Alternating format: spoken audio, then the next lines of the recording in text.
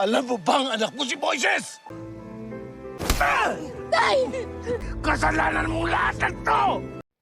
Sa paglabas nila Moises at Rafael sa bodega ay saktong nakita sila ni Matias na hinabol sila ng mga tauhan ni Mayor Lorenzo kaya nakipagbarilan sila.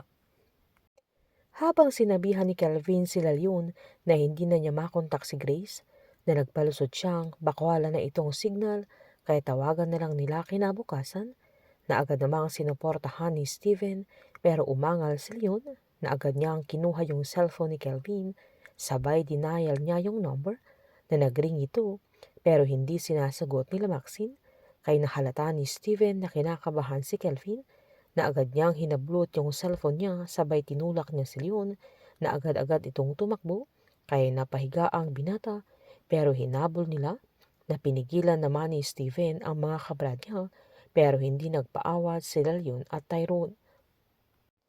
Nilapitan naman ni Grace si Mang Estong dahil halata niyang nag-aalala ito para kay Moises dahil hindi pa bumabalik na agad namang tinanong ni Maxine kung papaano nila sasabihin kay Moises kung ano ang totoo, na agad namang sinabi ni Grace na hindi pa sila sigurado kung totoo yung napanood nilang video, lalo't magaling magsinungaling ang mga sagrado na ilang beses nila itong ginawa.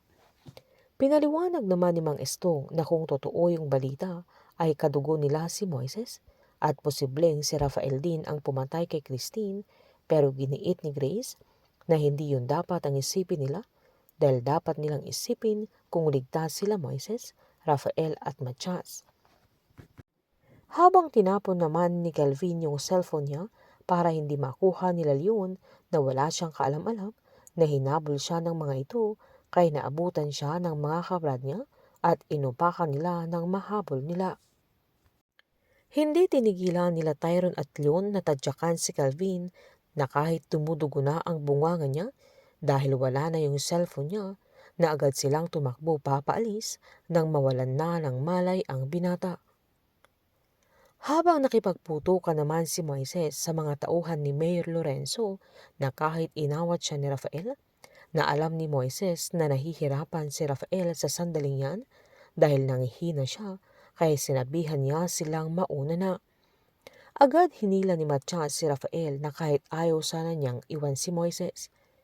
Nang tatakbo na sana si Moises ay dumating ang mga tauhan ni Mayor Lorenzo kaya hindi na siya nakalusot pa, na sinubukang pang sumigaw ni Rafael pero tinakpan ni Matias yung bunganga niya para hindi siya makita ng mga tauhan ni Lorenzo.